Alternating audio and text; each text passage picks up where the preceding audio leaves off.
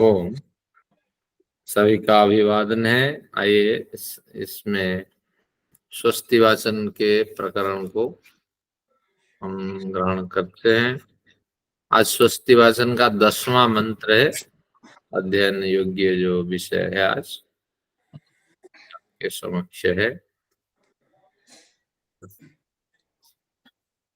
सुमित हमारे आ रहे हैं।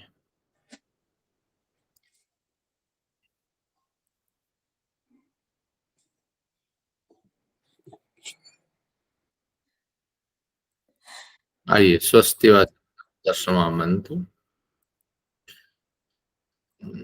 इस समय कुछ लोग आते रहते हैं।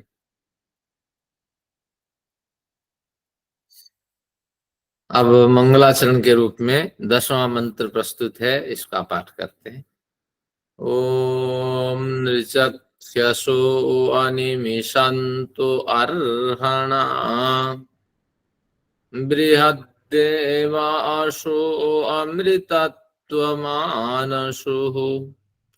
ज्योतिरथा अहिमाया अनागसो दिवो वर्षमाणं वसते स्वस्थये। ओम नृचक्षसो अनिमिषन्तो अर्हणा बृहद्देवासो अमृतत्वमानसुः ज्योतिरथा अहिमाया अनागसो दिवो वर्षमाणं वसते स्वस्थये। इस तरह एक स्वस्ति वाचन का मंत्र है। वर्षों से हम उसका स्वाध्याय करते हैं।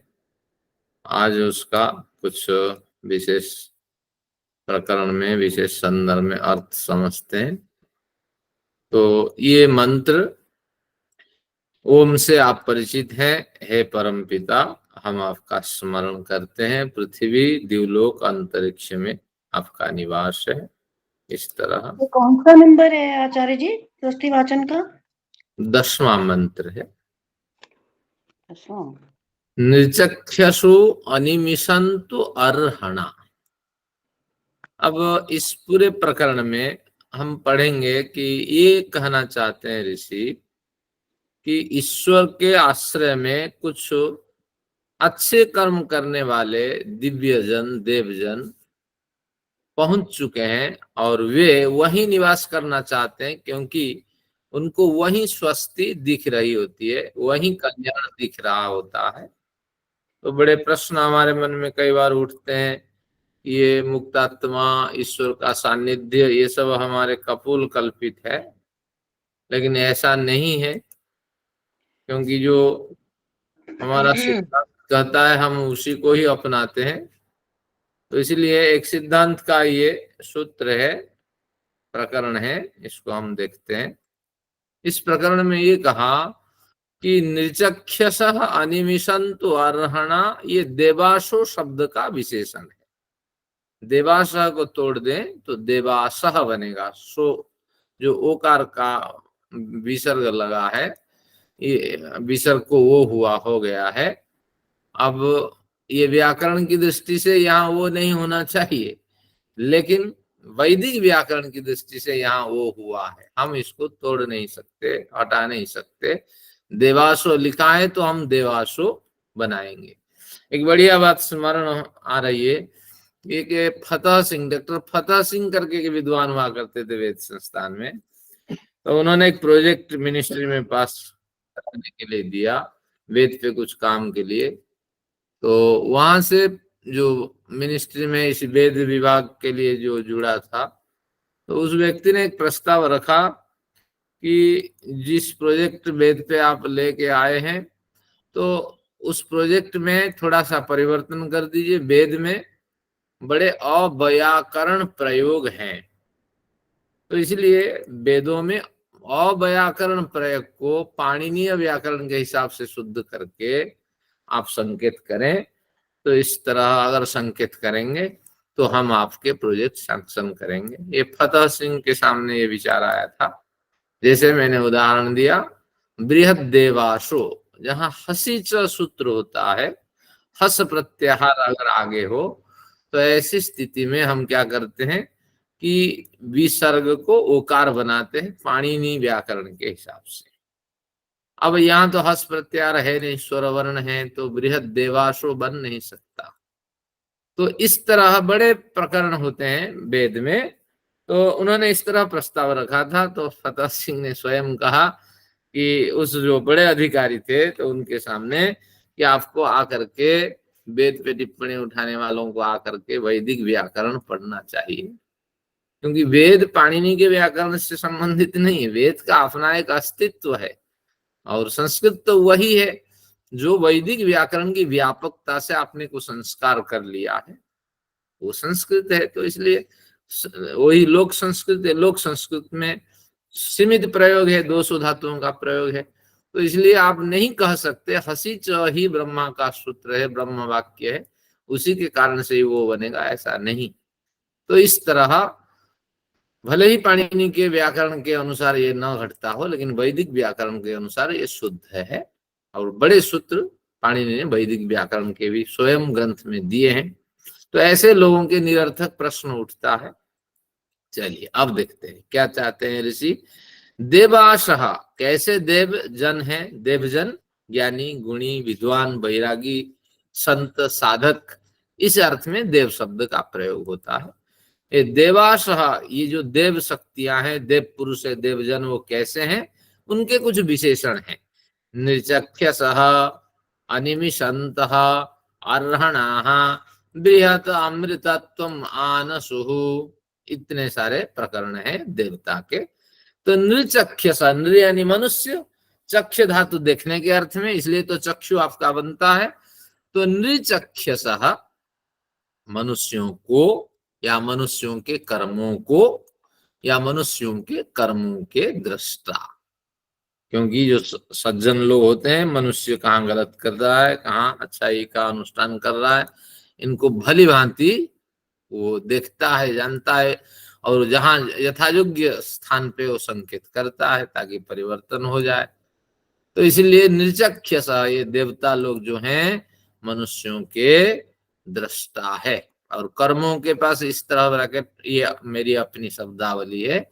तो मनुष्यों के दृष्टा, इतना ही निर्चख्यस का अर्थ है, यहाँ च छूटा है। निर्चख्यस का अर्थ है कि मनुष्यों के दृष्टा। तो दृष्टा से क्या अभिप्राय है कि कर्मों के दृष्टा। आगे देखते हैं, अनिमिषन्तः, निमिष यानी पलक जो नहीं झपकाते हैं, ऐसे देवता लोग हैं। ज्ञानी, गुणी, संत, महात्मा, साधक लोग हैं, पलक भी नहीं झपकाते हैं। अब इसकी संगति बैठाना पड़ेगा। पलक नहीं झपकाने वाले अर्थात प्रमाद और आलस्य रहित होकर कर्मशील रहने वाले, यानी पलक न झपकाने का वास्तविक कोई तो अर्थ होना चाहिए। तो यानी प्रमाद और आलस्य से रहित होते हैं। ये दो बड़ा शब्द है, गीता में भी ये शब्द आए हैं। प्रमादालस्य निद्राभिस्तन्निबध्नाति भारत। जब तमोगुण अधिक हो जाता है तो प्रमाद और आलस्य आपको घेर लेते हैं। प्रमाद शब्द का अर्थ लापरवाही, और आलस्य का मतलब है मंदता। हाँ, तो इस तरह लापरवाही और मंदता, मंदता तो दूर हो सकती है, लापरवाही दूर नहीं हो सकती। तो इसलिए जानबूझ करके जो आप मंदता, जानबूझ करके जो कार्य में आप रुचि नहीं दिखाते हैं, प्रगति आपकी नहीं होती है उस कार्य के प्रति, तो ये आपकी लापरवाही है। इसलिए प्रमाद और आलस्य रहित होकर कर्मशील रहने वाले जो साधक हैं वही अनिमिषन्तः है। तो है ईश्वर जो हमारे आसपास प्राप्त होने वाले देवता लोग हैं, देवजन हैं, ज्ञानी गुणी हैं, शास्त्र कहता है या हम अनुभव करते हैं, वो निर्चख्यसः, मनुष्यों के कर्मों के दृष्टा। दृष्टा से अभिप्राय उनके कर्मों को सुधार करने वाले, पलक न झपकाने वाले यानी प्रमाद और आलस्य रहित होकर के कर्मशील रहने वाले। अर्हणा, अर्ह शब्द जो है योग्य अर्थ में है, तो इसलिए कहते हैं अर्हता क्या है आपकी, तो वही है, अर्ह शब्द है, ये योग्य अर्थ में है, संपन्न अर्थ में है। तो किसमें योग्य और संपन्न है, तो इसकी पुष्टि के लिए आपको ये शब्द जोड़ना पड़ेगा, समदमादि संपत्ति वाले। तो 6 षट संपत्ति में 6 संपत्ति होती है, ये वेदांत शास्त्र का प्रकरण है। समदम, उपरति, तितिक्षा, श्रद्धा और समाधान, ये हमारे अंदर होना चाहिए। सम का मतलब है इंद्रियों का जो आवेग है, तो उसमें उस आवेग को शांत कर देना, सम है।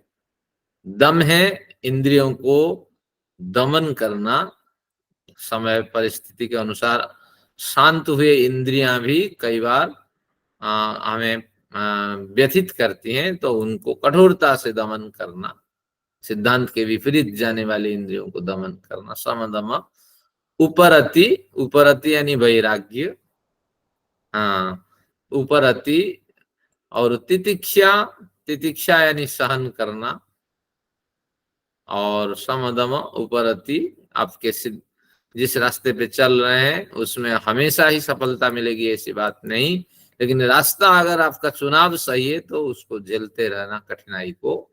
समदम उपरति तितिक्षा, उपरति तितिक्षा, तितिक्षा का मतलब सहन करना। श्रद्धा और समाधान, आखिर दम तक श्रद्धा को छोड़ना नहीं। और समाधान, कुछ दूसरों से भी ग्रहण करना, शास्त्रों से भी ग्रहण करना, स्वयं के माध्यम से भी, स्वयं के अंतःकरण माध्यम से भी कुछ समाधान, कुछ सिद्धांत, कुछ सोपान आप बना के जाना और उस पे भी चलते रहना। और बार बार आप क्या करते हैं ना, अपने जो सेटअप है, आपका जो सिद्धांत है, उसको बदलते रहना। तो इस तरह जहां सफलता मिले उसको, उसके अनुसार चलना। तो इस तरह ये तो एक अदृश्य रास्ता है। तो इस रास्ते में ये 6 संपत्ति से युक्त वाले साधक निरंतर सफलता प्राप्त करते हैं। तो अब हमने पढ़ा नृचक्षसः जो है, जो अनिमिषन्तः है, जो अर्ह है, समदम्य, उपरति, तितिक्षा आदि सत संपत्ति से जो संपन्न है, योग्य है। तो ऐसे जो देवजन है, देवासः बृहत अमृतत्वम आनसु, कहाँ कहाँ लिया ना, बृहत अमृतत्वम आनसु। स्वयं ऋषि कहते हैं ये 10, 63, 4 से लेके 16 तक मंत्रों का क्रमशः हम अध्ययन करेंगे, क्योंकि इसमें जो स्वस्ति शब्द आया है, ऋषि ने इस प्रकरण का अध्ययन करते करते इन सबको छांट लिया है। तो इसलिए हमें बड़ा आनंद आएगा। क्रमशः हमने एक मंत्र पढ़ा था 3, अभी ये 4था मंत्र है। अभी ये बड़े बड़े मंत्र और बड़े व्यापक विषय इसमें मिलेंगे। तो आज हमें मिल रहा है कि मुक्तात्मा लोग इस तरह जीवन, मुक्तात्मा का पुण्यात्मा लोग इस तरह जीवन जीते हुए अमृतत्व मानसु, बृहत अमृतत्व, लंबी अवधि वाले मुख्य पद को, अमृतत्व क्या है, मुक्ति का पद, जन्म न होना, तो इस तरह स्थिति को, लंबी अवधि वाले इस तरह स्थिति को प्राप्त करते हैं, प्राप्त किए हैं। तो इस तरह देवजन प्राप्त किए, ये हमारे पूर्वाचार्य लोग कहा करते हैं। इस तरह आपको समझना। तो बस ये पूर्व पंक्ति का अर्थ लग गया कि जो देवता लोग निरचक्ष मनुष्यों के कर्मों के दृष्टा, जो प्रमाद आलस्य रहित होकर कर्मशील रहते हैं, जो सत संपत्ति से युक्त हैं, ऐसे जो हमारे देवता लोग हैं, वे बहुत तो प्राप्त कर चुके हैं उस अमृत तत्व को, उस मुक्ति तत्व को, चरम पुरुषार्थ को। और बृहत अमृतत्व, वो जो अमृतत्व है, बड़ी लंबी अवधि के लिए वह अमृतत्व, उस अमृतत्व की प्राप्ति होती है। आगे कहते हैं ये जो देवजन, उनके भी और कुछ विशेषण हैं। ज्योतिरथः, अगर हम अमृतत्व प्राप्ति की ओर बढ़ेंगे तो हमारे अंदर ये गुण होने चाहिए। तो अब और क्या गुण होने चाहिए, जो पुण्यात्मा है, देवजन है। ज्योतिरथः, ज्योतिरथः, अब ज्योति रूपी रथ वाले, ये ज्योति क्या है ना, ज्ञान रूपी प्रकाश से रमण करने वाले। जो रथ शब्द है, मैंने इसको खोल दिया। रथ में रम धातु होता है और कथन प्रत्यय होता है, दोनों का लोप हो जाता है, नौ क का थ बच जाता है, रम में म का लोप हो जाता है, तो रथ बनता है। जब आप रथ पे सवार होते हैं, गाड़ी पे सवार होते हैं, तो रमणीय लगता है, हाँ, बड़ा आनंद लगता है, तो इसलिए इसका नाम रथ है। तो आज से आपको रथ पता लग गया कि जिसमें हमें प्रसन्नता मिलती है वो रथ है, जिसमें रमण करते हैं। तो इसलिए ज्योति रथा ज्ञान रूपी प्रकाश में रमण करने वाले। ज्योति प्रकाश है, तो किस प्रकाश में? ज्ञान रूपी प्रकाश में जो रमण करने वाले, ज्योति रथा अहिमाया। अब यहाँ कुछ वैदिक प्रकरण है, तो कठिन शब्द तो है, लेकिन वैदिक शब्द होता है अहि। तो आप सर्प जानते हैं, तो अगर सर्प पर अर्थ करेंगे तो क्या बनेगा? इसका अर्थ यहाँ देखिए, मैंने अनुवाद आपके लिए कर लिया, बहुत से शब्द आपको आज स्पष्ट हो जाएंगे। अहि शब्द का अर्थ करेंगे तो आ उपसर्ग पूर्वक हन धातु से अहि शब्द बनता है। आ हंती, आ यानी पूरी तरह वो मार डालता है। आ हंती, हन धातु यानी मारना, लेकिन आ ही होना चाहिए क्योंकि आ उपसर्ग पूर्वक हन धातु है। लेकिन कुछ व्याकरण की प्रक्रिया है, क्योंकि भाषा पहले बनी, व्याकरण बाद में बना, किसी तरह तो संगत देखा नहीं।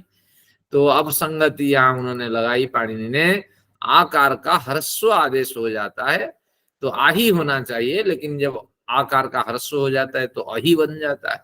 इस तरह आप अही जानते हैं, लेकिन जरूरी नहीं कि पाणिनि का शब्द व्याकरण में चलने वाला है, बहुत से चल जाते हैं शब्द, लेकिन यहाँ अहि शब्द का अर्थ वो नहीं है। तो अहि का क्या अर्थ है? अह व्याप्तो धातु है, यहाँ एक धातु है और इस धातु का नाम है अह धातु। अह धातु यानी व्याप्ति अर्थक ये धातु है, और व्याप्ति यानी फैलाव, इस तरह इसका अभिप्राय है। तो अह व्याप्तो अन्नोति व्यापनोति आकाशम दिगंतराणि च अहि। अहि मेघ को कहते हैं। वेद का शब्द अलग है और लौकिक संस्कृत का शब्द अलग है, तो इसलिए कभी भी पाणिनि के व्याकरण से वेद तोला नहीं जा सकता। तो अब अहि शब्द का अर्थ हुआ कि जो आकाश में व्याप्त रहता है वह अहि मेघ है। और माया शब्द आप जानते हैं, जो इल्यूजन है आप कहते हैं, लेकिन वेद का शब्द वो नहीं है। माया का अर्थ एक ज्ञान है, प्रज्ञा है, ये निघंटु का प्रमाण है। तो अब क्या अर्थ बनेगा फिर? व्यापक प्रज्ञा वाले। जो विद्वान लोग कैसे होते हैं? अहि माया, पाणिनि के व्याकरण को हमने यहाँ मात दे दी। तो व्यापक बुद्धि से युक्त रहने वाले, अर्थात व्यापक बुद्धि से युक्त रहने वाले का मतलब है कि सदा प्रज्ञ, जिसकी प्रज्ञा कभी नष्ट नहीं होने वाले। इस तरह अगर अहि शब्द का हमें पाणिनि के व्याकरण के हिसाब से ले लें तो क्या बनेगा? मैंने ये भी बना दिया आपके लिए। इसका अर्थ देखिए क्या बनेगा कि अहि शब्द का अर्थ जो पूरी तरह मार डालता है, तो आहंती अहि शब्द का अर्थ होगा, अहि माया का अर्थ होगा कि अर्थात, हाँ कहाँ गया? अहि माया, नष्ट न होने वाली, बुद्धि से युक्त रहने वाले, इस तरह अर्थ होगा। तो इसलिए अहि शब्द का केवल अ ही निषेधार्थक होगा, हकार का निषेध हो जाएगा। तो इसलिए अहि माया शब्द का अर्थ होगा न नष्ट होने वाली, बुद्धि से युक्त रहने वाले, सदा प्रज्ञ रहने वाले। इस तरह दोनों में से कोई अर्थ ले ले, एक ही अर्थ होगा। जो व्यापक बुद्धि से युक्त रहते, सदा प्रज्ञ रहते हैं, ऐसे जो अहि माया हमारे देव पुरुष हैं। अनांगशः, जो निरपराध या निष्पाप है हुए, वे साधक लोग हैं, वे ही हमारे देव पुरुष हैं। आग शब्द का अर्थ अपराध, अनाग अपराध रहित। तो इसलिए अनाग सहा, ये कभी भी अपराध नहीं करने वाले होते हैं देव पुरुष। तो स्वस्थ है अपने कल्याण के लिए। ये जो मुक्त पुरुष लोग, पुण्य पुरुष लोग क्या करते हैं?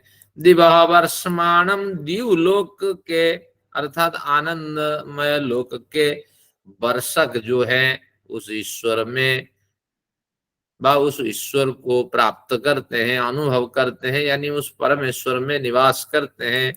संस्कृत वाले यहाँ समझ जाएंगे, यहाँ सप्तमी अर्थ में द्वितीय विभक्ति हुई है, क्योंकि दिवो वर्षमाणम शब्द जब द्वितीय व्यक्ति का प्रयोग हो गया तो यहाँ को अर्थ न लेकर के हम में अर्थ में इसका अनुवाद करेंगे। तो ऐसे साधक पुरुष जो हैं अपने कल्याण के लिए आनंद के वर्ष को उस परमेश्वर में निवास करते हैं।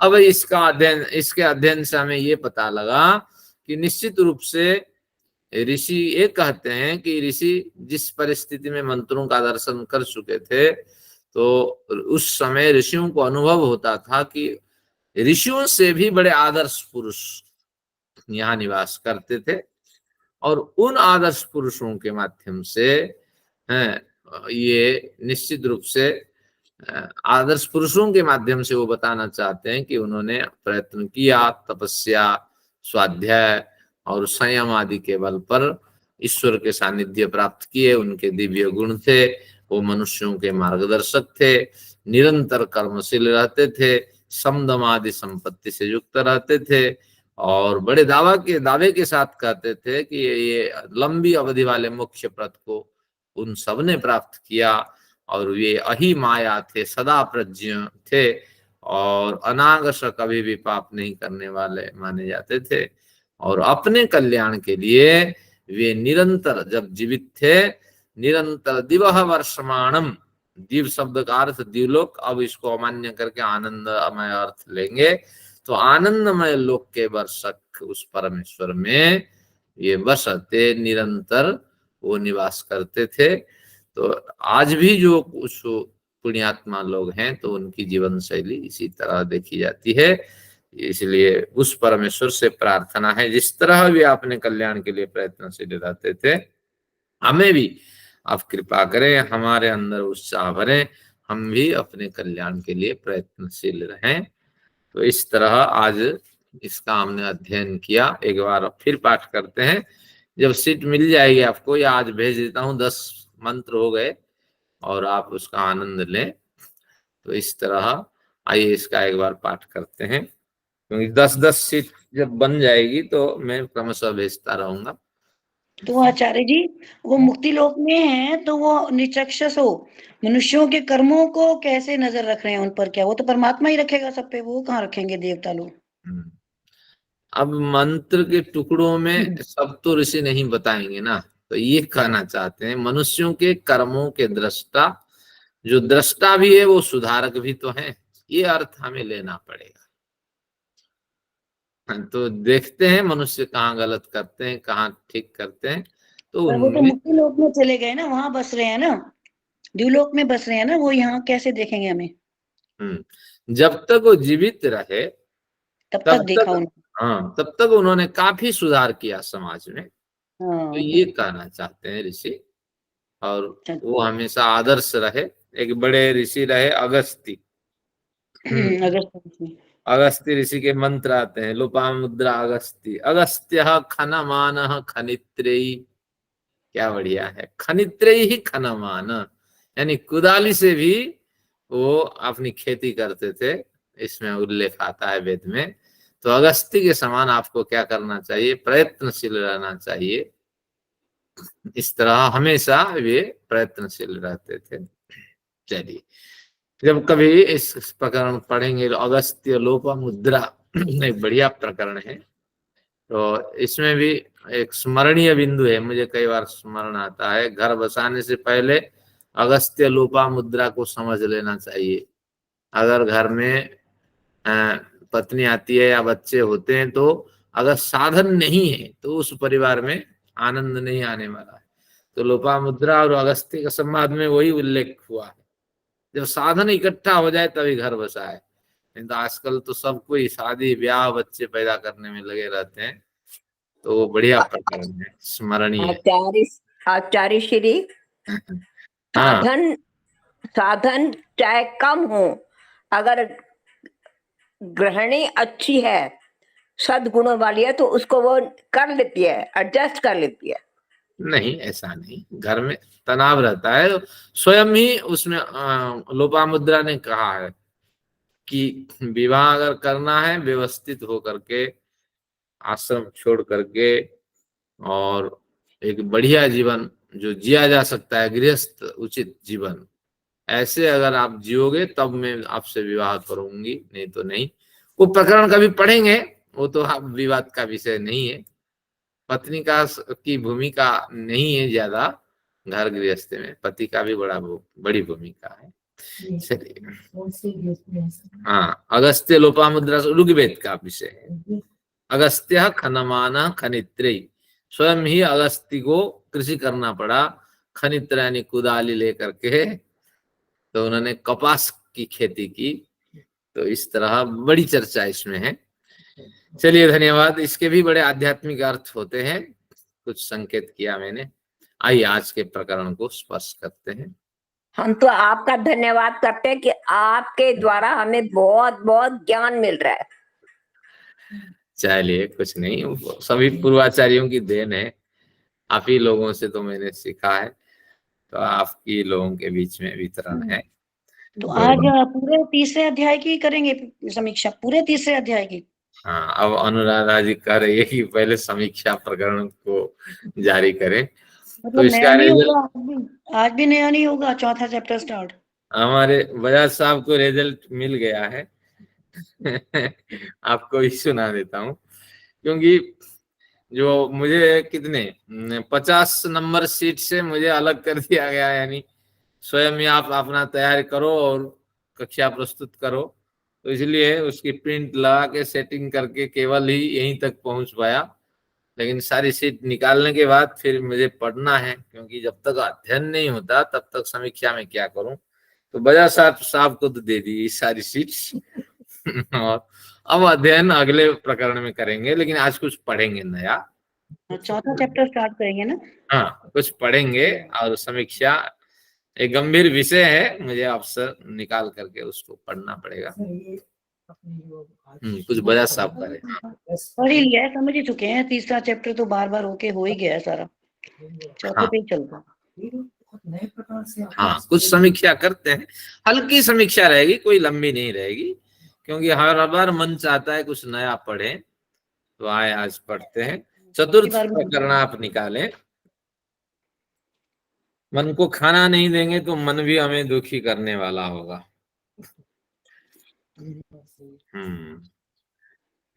चतुर्थ अध्यायस्य आद्यमान्निकम, इस तरह चतुर्थ अध्याय के आद्य आन्निक है। आन्निक यानी एक दिन में पढ़ा जाने वाला प्रकरण, पढ़े जाने वाला प्रकरण।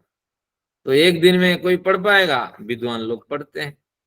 तो इसलिए विद्वानों के लिए आन्निक है, हमारे लिए तो ये तो मासिक, हमारे लिए तो ये मासिक प्रकरण है। एक मास में भी पढ़ पाते हैं या नहीं। चलिए, अब देखिए। हाँ, पृष्ठ बजाज साहब पूछते हैं, 463 नंबर पृष्ठ है, इसको हम पढ़ते हैं। मनसोनंतरा प्रवृत्ति परीक्षितव्या।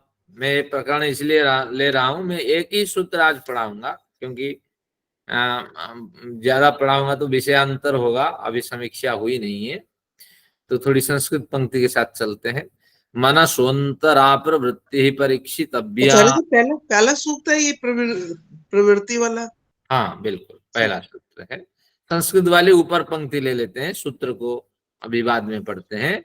मन के बाद प्रवृत्ति ही परीक्षितव्या, प्रवृत्ति की परीक्षा करनी चाहिए।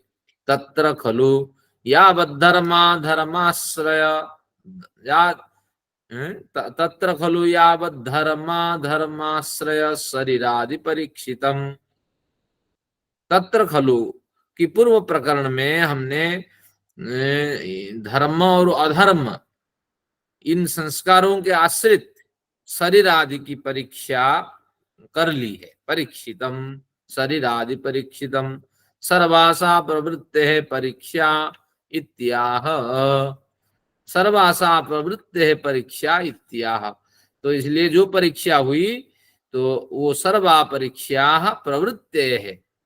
तो ये प्रवृत्ति की ही परीक्षा थी। जो पूर्व प्रकरण में हमने पढ़ा, जिसको हमने कहा प्रवृत्ति और मन की भूमिका है, तो निश्चित रूप से वो प्रवृत्ति का प्रकरण था। तो उससे आपको समझ लेना चाहिए कि बिना कर्म के व्यक्ति को शरीर नहीं मिलता, बिना कर्म शांत हुए शरीर का विनाश नहीं होता, और बिना कर्म फल के क्या कहेंगे, अभौतिक कर्म संस्कार के आपको मुक्ति में प्रवेश नहीं मिलता। तो इस तरह आपको ये प्रवृत्ति प्रकरण समझ लेना चाहिए। और मन में प्रश्न उठता है, प्रवृत्ति सूत्र किसे कहते हैं, प्रवृत्ति किसे कहते हैं? जिनके पास पेन है एक सूत्र को नोट करें, या 1.17 प्रथम जो आपका अध्याय है उसमें जो प्रथम आनिक है 1.17, इस तरह लिख दीजिए 1.1.17 जाके पढ़ लेना, एक पंक्ति मिलेगी वहां सूत्र के रूप में। प्रवृत्तिवाग बुद्धि शरीरारंभ, प्रवृत्तिर वाक बुद्धि शरीरारंभ। प्रवृत्ति किसे कहेंगे? वाक यानी वाणी को, बुद्धि शब्द का अर्थ यहाँ ज्ञान है, बुद्धिर ज्ञानम उपलब्धि इति अनर्थांतर हमने सूत्र पढ़ा था। तो बुद्धि शब्द से आपको ज्ञान शब्द ले लेना है। तो इसलिए वाक यानी वाणी, बुद्धि यानी ज्ञान, और शरीरारंभ ज्ञान से क्या अभिप्राय है? मन। फिर इस तरह चलता जाएगा, क्योंकि एक शब्द अनेक अर्थों को देता है। मेरी थीसिस से अवश्य आपको पढ़नी चाहिए, डिविजन्स एंड सब डिविजन्स ऑफ वर्ड पावर। कैसे एक शब्द कई तरह टुकड़ों में बंटता हुआ, जब तक वो नष्ट नहीं होता है, कि लंबी अवधि तक अर्थ देता चला जाता है।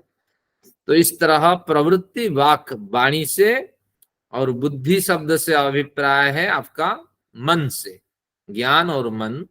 तो बुद्धि का पहला अर्थ होगा ज्ञान, फिर ज्ञान भी यहाँ ग्रहणीय न होने के कारण मन अर्थ में कन्वर्ट हो जाएगा। तो वाणी, मन और शरीरारंभ, शरीर से जो कर्म आरंभ किए जाते हैं उन सभी कर्मों का जो फल होता है उसको ही हम प्रवृत्ति कहते हैं। क्या कहा? फल तो नहीं है, सभी कर्म की जो प्रवृत्ति है, इन तीनों से किए जाने वाले सारे कर्म ही प्रवृत्ति कहलाते। इन तीनों से आरंभ किए जाने वाले, प्रयत्न किए जाने वाले जितने कर्म हैं, किए जाने वाले जितने कर्म हैं, वो प्रवृत्ति है। तो मन से, वाणी से, मन से और शरीर से होने वाले समस्त कर्म प्रक्रिया, होने वाली समस्त कर्म प्रक्रिया का नाम प्रवृत्ति है। ये परिभाषा उसकी है। तो एक बार आपको मनु का भी मैं स्मरण करा देता हूं। जब वाणी से हम कर्म करते हैं, उसमें मनु लिखते हैं, क्या लिखते हैं? वाचिके पक्षी मृगताम मानसो अंत्य जातिताम शारीरजैहि कर्म दोषैहि याति स्थावरताम नरः। ये पंक्ति आप लिख लीजिए, कभी मनन चिंतन करते रहिए। शारीरजैहि कर्म दोषैहि याति स्थावरताम नरः। शरीर के कर्म अगर आपके गलत हो जाते हैं तो आपको कौन सा जन्म मिलता है? याति स्थावरताम नर, स्थावर जन्म मिलता है। स्थावर का मतलब है वृक्ष आदि श्रेणी में आपका जन्म होता है, पौधों के रूप में, पेड़ पौधों के रूप में आपका जन्म होता है। कई बार तो एक साल में 10 बार आपकी कटाई हो जाती है, और कई बार तो आप पैदा होते ही आपकी मृत्यु होती है। कई बार आपको कई हजार साल तक बरगदा, पीपल आदि पेड़ बन के खड़े रहना पड़ता है। तो इस शरीर से देवद्विज गुरु प्राज्ञ पूजनम शौचम आर्जवम। शरीर से क्या क्या कर्म होने चाहिए? देवद्विज गुरु प्राज्ञ पूजनम शौचम आर्जवम, ये कर्म आपको करते रहना चाहिए। तो देव है, दिव्य गुण से युक्त हैं, आदर्श व्यक्ति हैं। द्विज है, जिन्होंने प्रयत्न पूर्वक अपने में बदलाव कर लिया है। देखिए बड़े साधक हमारे साथ जुड़ते हैं, ये सब द्विज श्रेणी में आते हैं। अपनी पुरानी समझ, पुरानी जो स्थिति है उनको बदल दिए।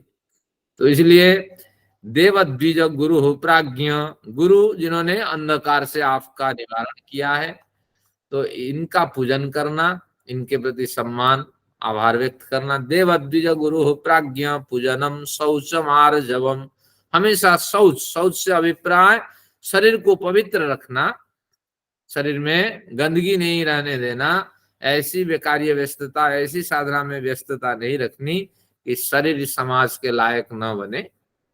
तो इसलिए शौचम आर्जवम, और आर्जव यानी रुजुता, कोमलता ज्यादा रखिए। बच्चे से भी बात हो जाए और सारे पारिवारिक लोगों से भी आपका संबंध हो जाए, आपका वचन पारिवारिक लोगों तक पहुंच जाए।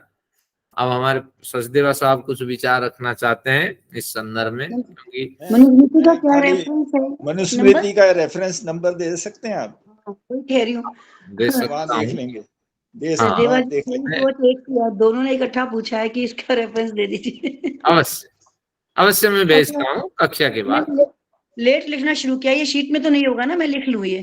ठीक है। तो देवद्विज गुरु प्राज्ञ पूजनम शौचम आर्जवम, ऋजुता यानी सरलता होनी चाहिए, कोमलता होनी चाहिए, कठिनता नहीं। शुरू से एक बारी बता दें क्या विशेषता है आपने बताई वाणी की, शरीर की? हाँ, ये जो पंक्ति में बोल रहा हूँ अभी गीता की है। मनु की तो ये पंक्ति है, शरीर ही कर्म दोषी याति स्थावरताम नरः। लिखना चाहे लिख लीजिए, लिखवा शरीर दीजिए। ही कर्म दोषी,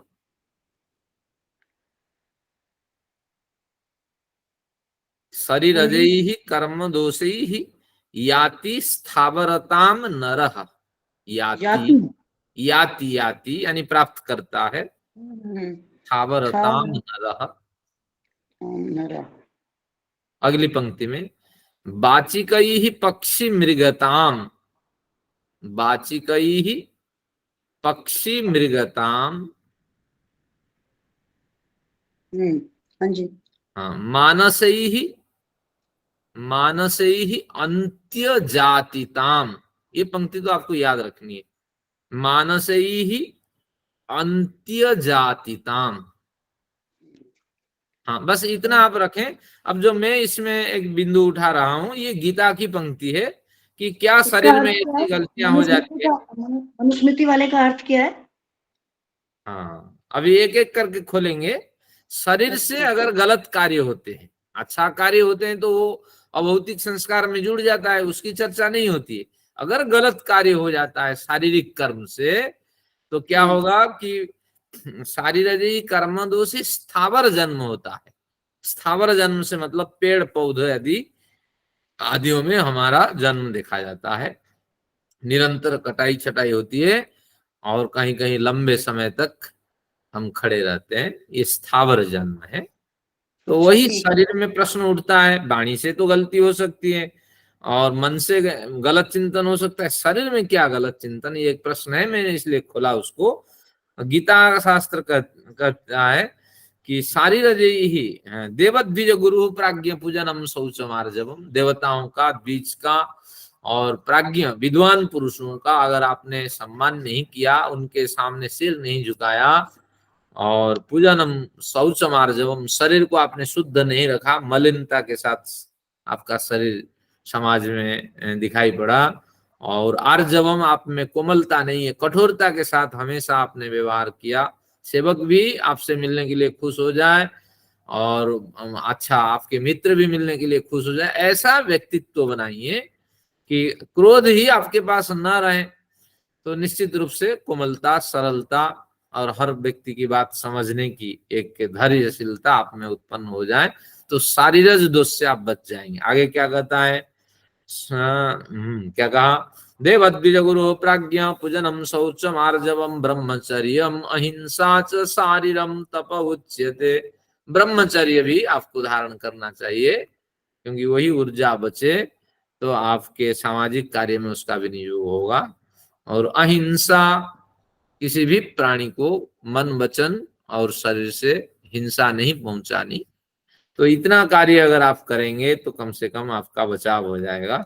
आगे मनुस्मृति पे आते हैं, सारी रजई कर्म दोषे याति स्थावरताम न रह वाचिकई पक्षी मृगताम। अगर वाणी से गलत कार्य हुआ, रुष्ट किसी को बोले, और वाणी का एक प्रकरण है अलग, वो अभी लंबा हो जाएगा, मैं नहीं छेड़ता हूं, तो आप परिचित हैं। अगर वाचिक त्रुटियां हो जाती है तो आपको क्या हो, पक्षी मृगताम, पक्षी श्रेणी में आपका जन्म होगा। मृग शब्द का अर्थ पशु, मृग्यते, अपने भोजन जो तलाश करके संग्रह करते हैं उनको पशु कहते हैं। तो इसलिए मृग शब्द का एक अर्थ है पशु। तो पक्षी और पशु योनि में आपका जन्म होगा। फिर मानस ही अंत्य जातिताम, जब मानसिक गलत विचार आएंगे तो आपको अंत्य जाति में जन्म होना पड़ेगा। अंत्य जाति का मतलब है कि कुल भील श्रेणी में जन्म होना पड़ेगा। न आप अपने कल्याण के लिए आप कुछ सोच पाएंगे, ना कुछ अच्छा कार्य कर पाएंगे। केवल थोड़ा सा ही निम्न श्रेणी से, पशु आदि जो भोग योनियों से थोड़ा ऊपर उठे हुए होंगे, लेकिन निकृष्ट मानव जिसे कहते हैं उसको अंत्य जाति कहते हैं। बस शरीर शांत हो जाने के बाद आपका फिर अधःपतन हो जाएगा उस जन्म के बाद। तो इस तरह मनु ने संकेत किया है, लेकिन समाज को व्यवस्थित बनाने के लिए ये संकेत है। ऐसा नहीं है कि मनु ने जो कहा वही होगा, वो तो ईश्वर जाने। ये है। और आगे देखते हैं प्रकरण को। तो प्रवृत्तिवाग बुद्धि शरीरारंभ, इस सूत्र में कहा कि वाणी से, मन से और शरीर से जो प्रयत्न हम करते हैं और कार्य करने की जो क्रिया हम शुरू करते हैं, तो उसी को हम प्रवृत्ति कहते हैं। तो प्रवृत्ति यथोगता, इनको रेफरेंस दे दीजिएगा मनुस्मृति और गीता के। अवश्य भेज दूंगा। Thank you. शरीर, हाँ, इन तीनों से जो प्रयत्न करते हैं और उससे उत्पन्न जो कर्म संस्कार है, तो ये सब प्रवृत्ति के स्तर में आते हैं। तो प्रवृत्ति यथोक्ता, जैसे मैंने कहा था पूर्व प्रकरण में, उसी को प्रवृत्ति समझ लेना चाहिए। तथा परीक्षिता इति, तो ऐसी ही जैसे मैंने कहा, यथा प्रवृत्ति उक्ता, जैसे मैंने प्रवृत्ति के बारे में बताई, तथा परीक्षिता इति, इसको इसी तरह आपको समझते रहना चाहिए। तो क्या आपने समझा? ये संस्कार कहाँ रहते हैं? तो संस्कार रहते हैं आत्मा में। क्यों? मन आदि में क्यों नहीं रहते हैं? हाँ, मन में भी संस्कार रहते हैं, क्योंकि योग दर्शन का प्रमाण है, हम मुकर नहीं सकते। तो फिर एक संगति बैठानी पड़ेगी। योग दर्शन कहता है भैया सारा कुछ मन में है, मन का अंतःकरण में, और शास्त्र कहता है कि सब कुछ आत्मा में, क्योंकि चेतन में ही तो आरोप होगा ना, जड़ में थोड़ी आरोप होगा। तो फिर इसका समाधान ये है कि ईश्वर जब शरीर बनाया तो निश्चित रूप से आत्मा के साथ हमारे सारे संस्कार रहते थे, क्योंकि उस समय मुक्ति में जब आत्मा चली जाती है, तो उस समय मुक्ति में चले जाने के बाद तो ये सारे तो आपके अंतःकरण नष्ट हो जाते हैं, लेकिन मुक्ति में गई हुई जो आत्मा है, तो उसके जो संस्कार है, उसकी एक मास्टर कॉपी ईश्वर के पास अवश्य होती है।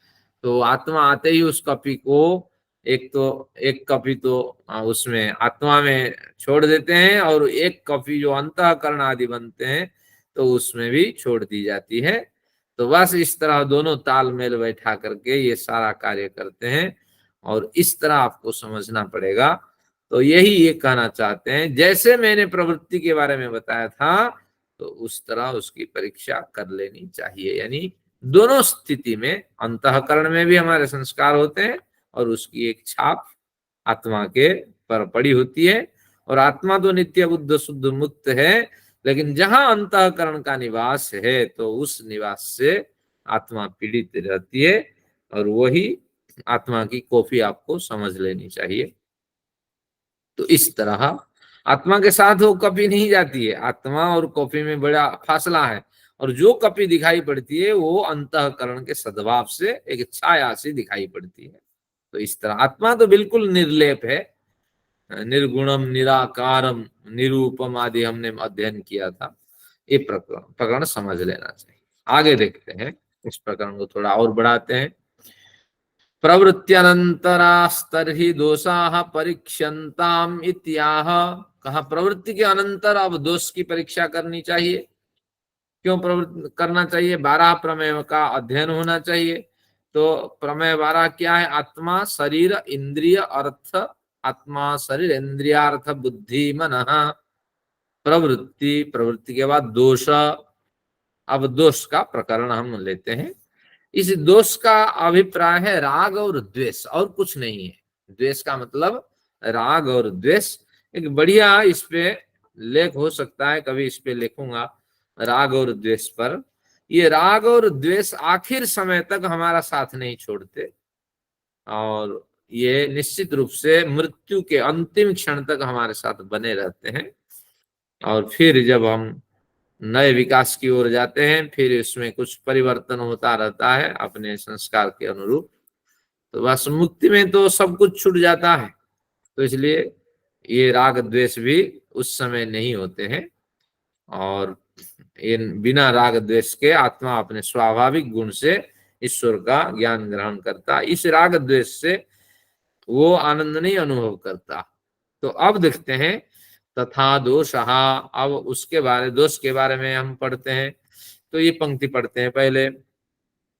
परीक्षिता इति, बहुत कुछ इसके बारे में हमने परीक्षिता इति, परीक्षिता भूतकाल का प्रयोग है। कुछ तो हमने परीक्षा कर ली है, यानी कुछ तो हमने अध्ययन किया जब दोष का प्रकरण पढ़ा था। अब कुछ अध्ययन करते हैं। बुद्धि समानाश्रयत्वादात्म गुणः। तो यहाँ बुद्धि शब्द ज्ञान अर्थ में लेना है, क्योंकि हमने पढ़ा बुद्धि ज्ञान उपलब्धि अनर्थांतरम, ये पर्यायवाची शब्द है। तो बुद्धि यानी ज्ञान, समानाश्रयत्वादात्म गुणः, ज्ञान के साथ ये रहने वाले, बुद्धि के समान आश्रय में ये रहने वाले हैं, ज्ञान के साथ ये रहने वाले हैं राग और द्वेष। तो ज्ञान कौन सा ज्ञान है? स्वाभाविक ज्ञान, तो हमें सुख चाहिए और दुख निवृत्ति, लेकिन उसके साथ ये नहीं रहते हैं। स्वाभाविक ज्ञान के साथ ये हमेशा रहते हैं नैमित्तिक ज्ञान के साथ। तो नैमित्तिक ज्ञान के साथ रहते हैं, और नैमित्तिक ज्ञान धीरे धीरे परिपुष्ट होता जाता है। गलत ज्ञान मिलता है तो इनकी मात्रा बढ़ जाती है, और अच्छा ज्ञान होता रहता है, धीरे धीरे इनकी मात्रा घटती हुई चली जाती है। लेकिन मृत्यु के आखिर समय तक ये हमारे साथ रहते हैं। राग यानी आसक्ति, हर पदार्थ मुझे मिल जाए, चाहे नैतिक हो अनैतिक हो, दूसरों को मिले या न मिले, मुझे मिले, इसका नाम राग है। और द्वेष क्या है? कि निश्चित रूप से मुझे जिस वस्तु की प्राप्ति हो रही उसमें अड़चन डालने वाला हट जाए मार्ग से, किसी तरह इसको हटा देना, ये द्वेष है।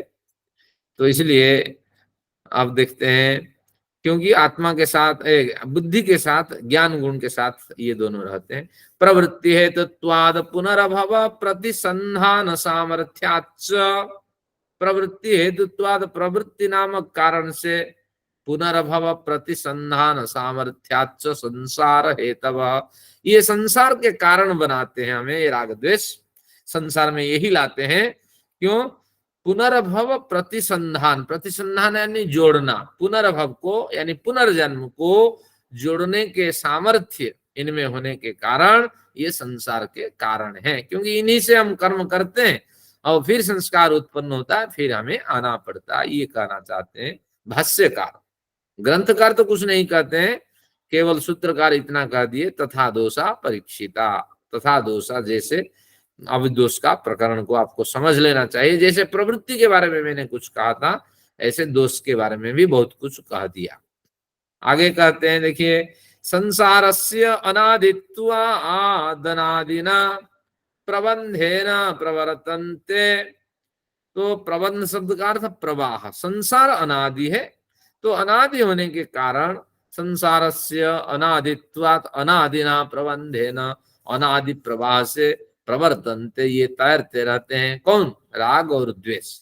ये दोनों जहां जहां हमारी यात्रा होती है वहां वहां हमारे साथ ये चलते हैं।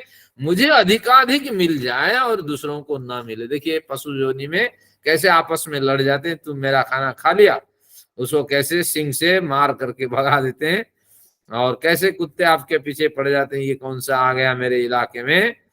तो इस तरह आपको समझना, मनुष्य भी इसी तरह जीवन जीता है। तो संसारस्य अनादिना प्रबंधेन प्रवर्तन्ते। मिथ्या ज्ञान निवृत्ति तत्व ज्ञानात् तन्निवृत्तौ, मिथ्या ज्ञान तन्निवृत्तौ राग द्वेष प्रबंधोच्छेदोपवर्ग इति। एक समय आता है राग द्वेष धीरे धीरे परिमार्जित होते होते खत्म हो जाते हैं। जब खत्म हो जाते हैं, वो कौन सी कैसी स्थिति है? मिथ्या ज्ञान निवृत्ति तत्व ज्ञानात। सबसे पहले जब हमारे अंदर तत्व ज्ञान होगा, तत्व ज्ञान कैसे होगा? आर्ष ग्रंथों का स्वाध्याय और सत्पुरुषों के उपदेश श्रवण, और फिर विवेक वैराग्य का अनुष्ठान, अष्टांग योग मार्ग का अनुष्ठान, अविद्यादि दग्ध बीज, पंच क्लेशों का दग्ध बीज समाधि, इस तरह बड़े प्रकरणों से जब हमारा तत्व ज्ञान हो जाता है तो मिथ्या ज्ञान की निवृत्ति हो जाती है। बार बार इनके अनुष्ठान करते रहने से मिथ्या ज्ञान आता ही नहीं है।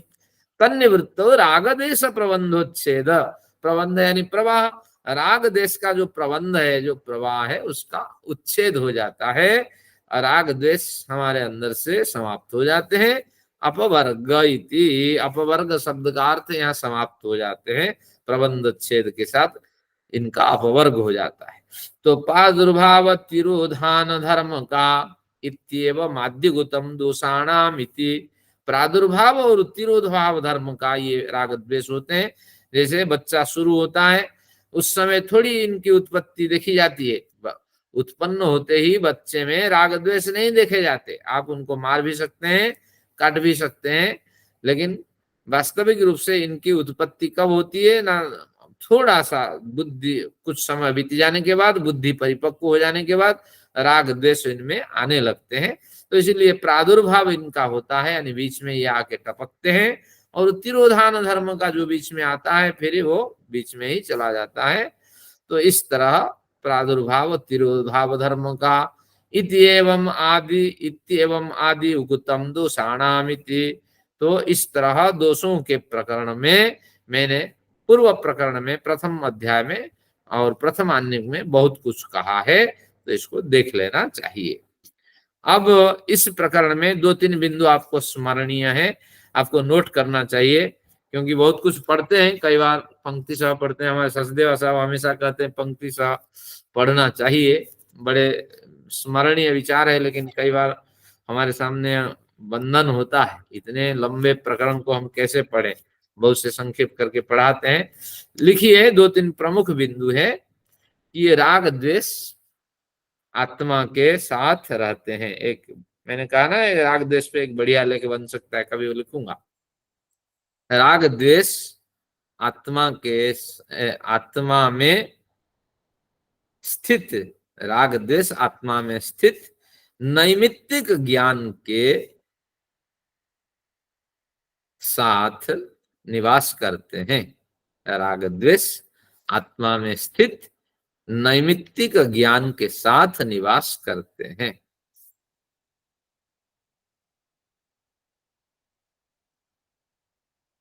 नंबर 2, राग द्वेष बीच में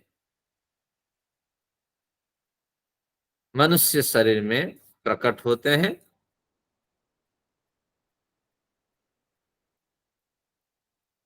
और मृत्यु के आखिर समय तक विद्यमान रहते हैं।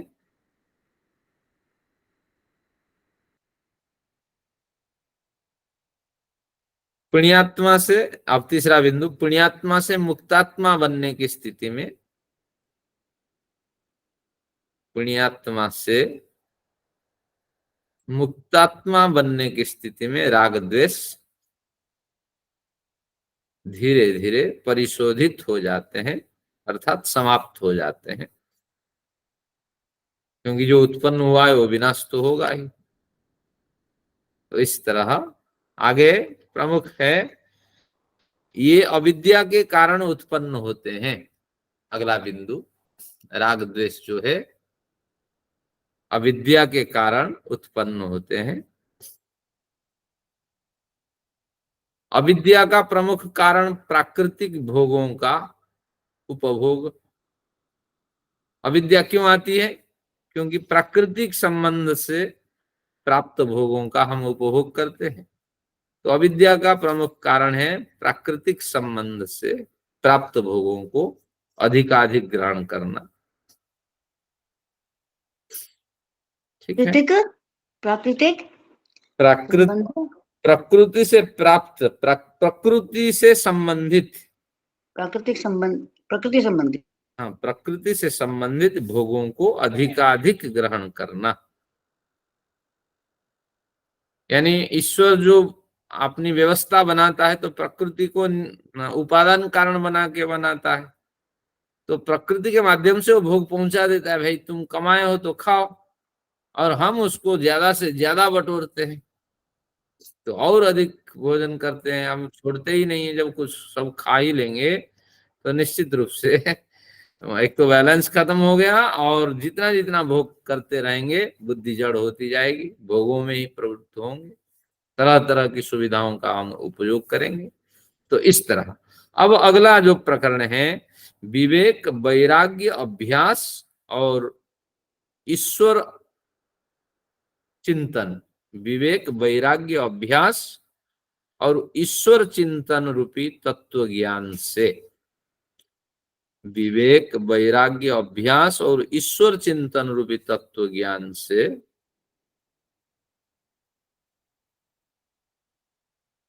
अविद्या का जब विनाश होता है, इसे ईश्वर प्रणिधान भी कह ले। हाँ, प्रणिधान यानी समर्पण, प्रणिधान यानी ईश्वर समर्पण। तो केवल विवेक, वैराग्य, अभ्यास से काम नहीं चलेगा, ईश्वर प्रणिधान रूपी तत्व ज्ञान से अविद्या का विनाश होता रहता है।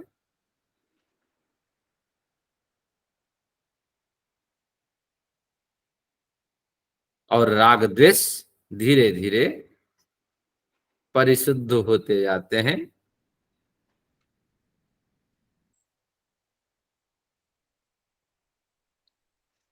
बस राग द्वेष की निवृत्ति से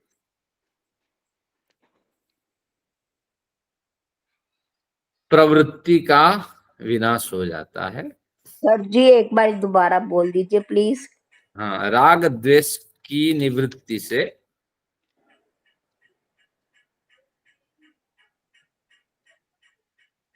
राग द्वेष की निवृत्ति से प्रवृत्ति का विनाश हो जाता है, अर्थात वाणी से, मन से और शरीर से हम उत्तम उत्तम कार्य करते रहते हैं।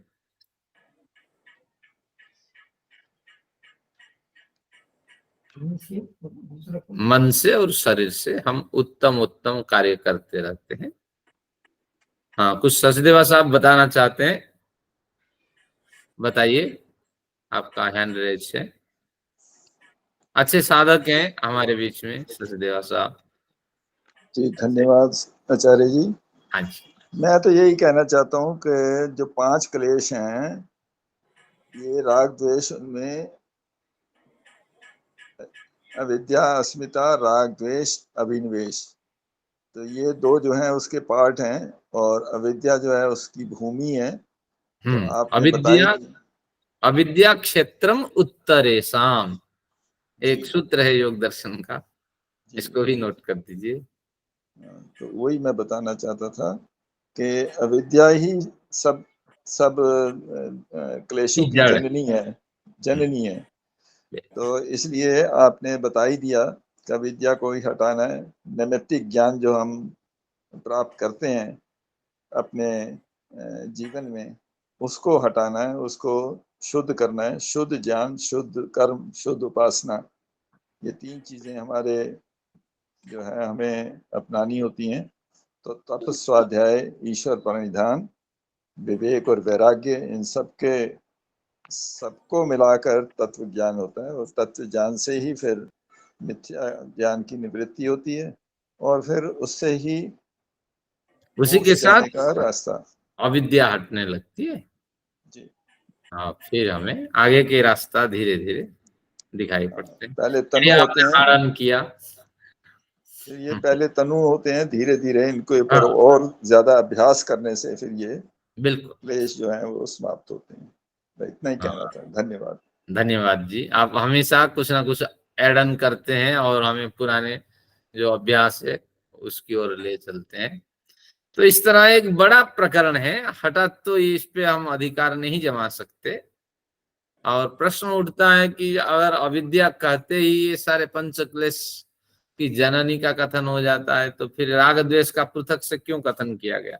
पांच क्लेश में क्या आता है? अविद्या, अस्मिता, राग, द्वेष और अभिनिवेश। तो अविद्या कहते ही इन पांचों का ग्रहण हो जाता है, क्योंकि उनकी माँ का आपने स्मरण किया। लेकिन इनमें काफी एक्टिव है राग द्वेष। राग द्वेष एक्टिव होने के कारण इनका एक पृथक कथन कर दिया गया, और कुछ नहीं है। तो इसलिए राग द्वेष से हमारे बड़े कार्य हो जाते हैं। तो ये आसक्ति को हमें हटाना है।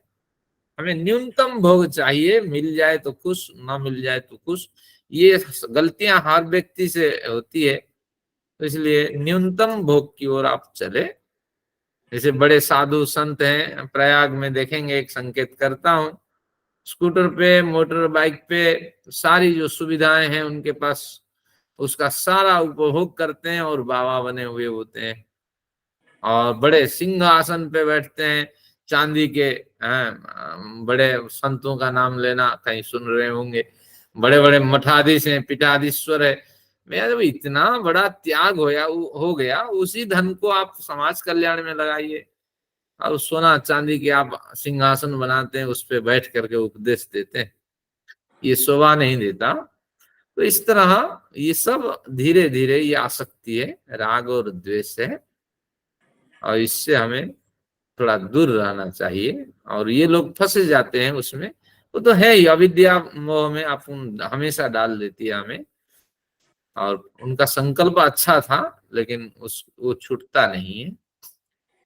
चलिए, कुछ इस तरह हम अपने जीवन को झांकें। आज के प्रकरण में यही रुकते हैं। मैंने आज नौ पढ़ाने का विचार बनाया था, फिर भी एक अध्ययन किया है अनुराधा जी के लिए। आज की काव्य श्रृंखला लिखें या ना लिखें, अनुराधा जी पे निर्भर है। लिख लें तो बढ़िया। नहीं, आपने वो गीता और मनुस्मृति और बहुत सारे पॉइंट्स दिए ना, ये सब कविता में डालूंगी ना, फिर मैं बाद में जब छपेगा तो फिर उसमें एक्स्ट्रा ज्ञान भी आ जाएगा ना। चलिए, बहुत बढ़िया। तो इसीलिए मैंने कहा कि नोट करें, रेफरेंस मैंने इसीलिए